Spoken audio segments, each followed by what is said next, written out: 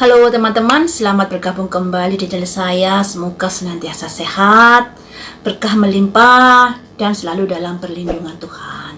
Hari ini kita hanya ngobrol saja yang ada sangkut pautnya dengan penglihatan. Saya ingin memberi edukasi kepada kalian tentang dunia supranatural, mengenai penglihatan ya. Penglihatan itu guys hadirnya cuma sekilas, kayak bayangan gitu ya. Jadi tidak seperti kalau kalian melihat sinetron, kalian pantengi bisa terlihat jelas wajahnya, alur ceritanya, bajunya seperti apa, kondisi lapangannya seperti apa. Enggak seperti itu. Jadi hanya sebatas serit gitu, terus kita mendalami bayangan-bayangan tersebut. Nah, ketika kita masuk lebih dalam, fokus pada bayangan tersebut itu, pada gambaran yang melintas, itu butuh energi yang luar biasa. Energi tersedot untuk melihat itu. Makanya kalau seseorang berusaha menembus sesuatu yang masih samar-samar atau alam lain, kebanyakan tangannya refleks memegang kepala. Kenapa? Karena otaknya ini disuruh fokus pada satu titik. Dan itu bisa pusing kita kalau terlalu energi kita terforsir untuk melihat itu. Dan ketika kita mendalami hal itu pun penglihatannya masih samar-samar. Karena alam lain itu adalah sesuatu yang misteri. Tidak seperti kalau kalian melihat, oh di sini ada gambar ini, di sini ada gambar ini, di sini ada gimana dalam ruangan tersebut. Nggak sejelas itu. Kita fokus pada satu objek. Kemudian ada terkoneksi antara batin dan otak ini menjadi satu. Jadi otaknya ini fokus pada satu objek yang kita dalami. Nanti suara hati ini yang akan berbicara, ini seperti itu. Itulah yang dinamakan mata batin. Jadi bukan mata kita melihat seperti gini jelas gitu, enggak. Jadi otak kita berpikir atau fokus pada satu titik, mata batin kita nanti yang memberikan petunjuk. Inilah yang kadang-kadang ada terkontaminasi dengan pikiran kalau nggak netral. Makanya itu saya selalu wanti-wanti kepada kalian. Dari awal video pun sudah saya jelaskan, video ini tentang prediksi. Yang tidak berkenan silahkan dilewati. Itu untuk menghindari orang-orang yang membuli, menyampah, dan lain sebagainya. Karena saya nggak suka itu. Saya menghargai perbedaan. Makanya kalau ada paranormal yang beda pandangan, beda penerawangan, saya selalu menghargai. Karena hal itu memang sering terjadi dan harus dimaklumi. Karena yang namanya supranatural itu bukan ilmu matematika, 1 tambah 1, 2, dan seluruh dunia pasti 2 hasilnya. Nah, kalau supranatural nggak begitu. Banyak perbedaan antara hasil dari paranormal 1 dan lainnya. Kalaupun ada persamaan, mungkin persamaannya itu tidak seperti gambar yang sama dalam penglihatan. Pasti berubah perlambang-perlambang yang berbeda, tapi pengertiannya bisa sama. Makanya itu, kalian juga harus memiliki pemikiran yang bijaksana ketika menyikapi sebuah prediksi. Karena prediksi itu mengintip itu masih samar-samar. Bukan sesuatu objek yang jelas yang terlihat dengan mata telanjang. Tapi mengintip itu ibarat sebuah objek di dalam ruangan gelap, dan kita mengintip itu perlu konsentrasi tinggi. Gimana bentuknya barang itu, terus besarnya seperti apa. Nah, itu perlu konsentrasi yang tinggi. Dan tidak semua terawangan itu benar, karena kita paranormal juga manusia biasa. Ya, jadi tolong pahami. Kalian saja kalau misalnya menggambar sudah dikasih contoh di depan mata, apakah kalian bisa menggambar sama persis dengan contoh tersebut? Nggak bisa. Itu sudah di depan mata loh gambarannya loh ya, apalagi kita gambaran yang masih meraba-meraba. Jadi kalian harus bisa menyikapi dengan bijaksana kalau ada terawangan atau ramalan yang salah dalam hidup ini. Makanya ada nasihat, jangan percaya pada penerawangan, jangan percaya pada ramalan. Itu memang benar, itu memang benar. Tapi sikapilah setiap hasil penerawangan itu dengan bijaksana, karena tidak semuanya hasil penerawangan itu salah. Ini loh ya, kalau nggak ada paranormal, kalian tidak akan tahu kalau dunia ini ada berdampingan dengan alam gaib. Nah, itu salah satu bukti jika hidup ini saling melengkapi antara yang tidak mempunyai kelebihan seperti itu dan antara yang mempunyai kelebihan. Kita kembali tentang peristiwa ibu dan anak. Malam kemarin itu kan saya habis merayakan hari ibu. Seperti biasanya anak-anak saya mesti membelikan kue untuk saya. Saya unggah di IG, tiba-tiba kok terkoneksi, dapat petunjuk kalau ada yang menjauh dari sekolahan. Nah, saya mengartikan bahwa masalah ini ada sangkut pautnya dengan sekolahan. Dan seorang yang menjauh itu pastinya seseorang yang terlibat. Nah, kalau nggak terlibat, mengapa dia harus ketakutan dan menjauh dari sekolahan? Nah, di situ kayaknya kemarin itu ada 2 orang. Cuman satu orangnya ini kurang begitu jelas gambarnya. Hanya satu yang begitu jelas, yaitu yang berinisial K. Karena saya ngerti foto postur tubuhnya dan lain sebagainya. Tapi sekali lagi, prediksi ini juga bisa salah. Fahami. Jangan dianggap sebuah kebenaran kalau saya ngomong, ya. Saya berkali-kali sudah wanti-wanti kok. Jadi jangan abaikan wanti-wanti saya terus kalian membuli ketika prediksi saya salah. Yang namanya orang itu bukan Tuhan, ya, bukan Tuhan. Jangan menuhankan paranormal dan jangan terlalu percaya kalau semua paranormal kata-katanya benar. Enggak. Prediksi itu bisa salah, bisa nyerempet-nyerempet sedikit atau bisa benar, dan itu sebagai hal yang wajar di dunia supranatural. Kembali lagi kepada sekolahan. Yang namanya sekolahan itu memang biasanya ada saling curiga-mencurigai dengan pemilik yayasan. Biasanya masalah dana di sini, masalah dana. Pihak yayasan mencurigai jangan-jangan dananya diselewengkan untuk pembelanjaan yang belanja-belanja sekolah itu. Pihak sekolah mencurigai adanya masukan dana bos. Nah, disinilah mungkin adanya semacam benturan, saling curiga-mencurigai, dan akhirnya terjadi kecemburuan sosial.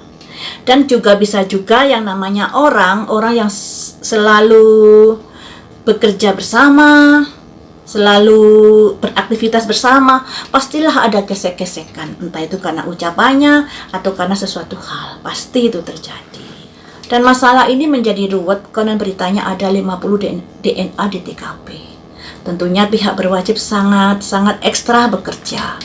Dan harus hati-hati juga karena sudah ada 2 kubu di sini. 2 kubu yang dibentuk oleh netizen. Dibentuk oleh netizen, ada yang dukung pihaknya Yoris dan ada yang dukung pihaknya Pak Yosep. Nah, disinilah menjadi rancuh masalah ini, menjadi agak seharusnya jangan ada kubu-kubuan lah. Harusnya begitu. Siapapun pelakunya, baik dari kubu Yoris atau kubu Pak Yosep, ya kita harus terbuka saja. Jangan sampai kalau misalnya idolamu saya senggol terus kalian marah. Loh, gimana? Masalah ini sudah mengerucut saksinya itu saja, ditambah lagi ada titik terang dari sekolahan. Sekolahan ini tentunya ada orang dalam yang menjembatani agar bisa masuk ke TKP. Ataukah pihak sekolah ini menyuruh seseorang ataukah hal yang lainnya? Ini yang masih membingungkan di sini. Seperti prediksi saya ya, ada pihak sekolah yang berinisial W, waktu itu kan saya prediksi, ada hasutan dari orang muda kaya. Nah, orang muda kaya ini siapa? Itu yang menjadi tanya-tanya. Apakah dari pihak yayasan, ataukah dari pihak sekolahan, ataukah dari pihak luar? Itu yang menjadi tanda tanya di sini. Berkali-kali orang muda kaya itu keluar. Berkali-kali. Ya, orang muda kaya ini keluar itu berkali-kali. Dan berkali-kali yang keluar kartunya adalah masalah dana. Ini, orang muda kaya. Ini masih belum tahu siapa gerangan, ya. Dan ini multitafsir juga loh ya, tergantung kalian menafsirkan. Kalian pastinya juga ngerti lah, kartu ini hanya berapa lembar sih? Ini kalau nggak salah 36. Kartu yang simbolnya hanya 36 ini bisakah mewakili dari gejolak-gejolak kehidupan? Sulit tentunya, makanya di sini multitafsir, tergantung penafsiran. Kadang-kadang kartunya benar, tapi penafsiran kita yang salah. Saya pun sudah wanti-wanti berkali-kali kepada kalian, makanya saya beri wewenang kalian untuk mengartikan sendiri. Terserah kalian versi seperti apa, saya versi seperti apa. Karena saya nggak berpatokan harus kubu ini yang salah, harus kubu ini yang salah, enggak. Kalian misalnya katakanlah nyudutkan Yoris, saya juga nggak marah. Kalian nyudutkan Pak Yosef, saya juga nggak marah, karena saya nggak ada keterpihakan satu sama lain. Saya sekedar mengulas di sini di mana ada gejolak-gejolak riak-riak di pemberitaan, di situ yang akan saya timbrungi. Dan kebetulan ini yang sering bergejolak adalah dari pihaknya Danu dan Yoris. Nah, makanya saya pantengi.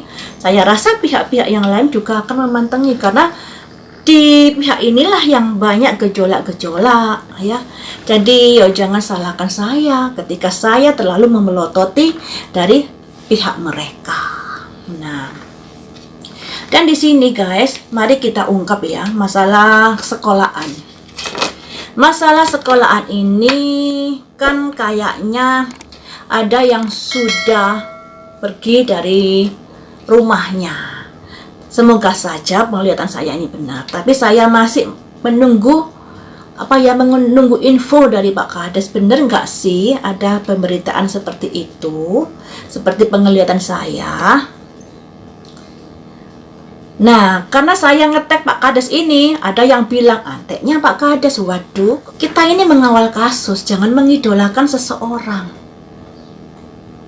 Kasus ini bisa terbuka jika kita ada kelegowoan untuk menerima siapapun nanti sebagai tersangkanya.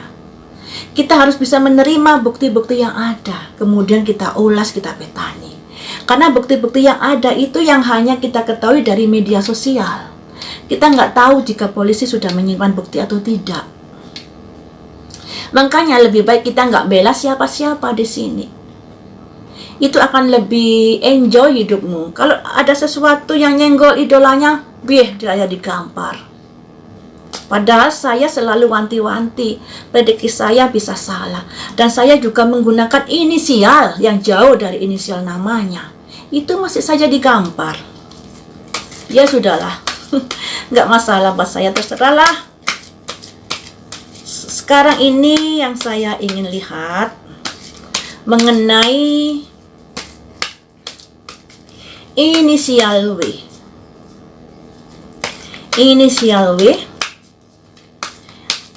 saya coba terkoneksi dengan energinya ya. Apa yang sudah kamu lakukan dengan sekolahan tersebut?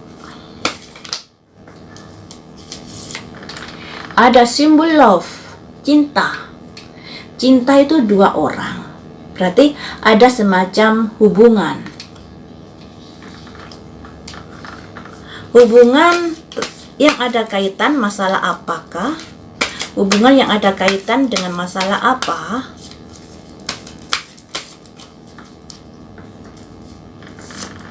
Ada simbol sekolahan, yayasan.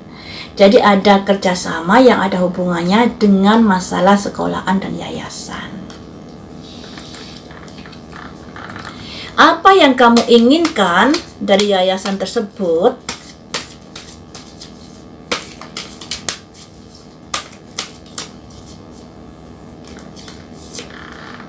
Ada simbol occupation. Occupation itu kayak jabatan, pekerjaan, dan lain sebagainya.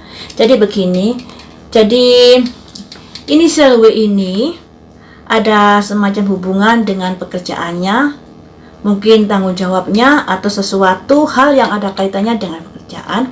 Mari kita dalami lebih lanjut lagi. Apa yang kamu inginkan dari Ibu Tuti.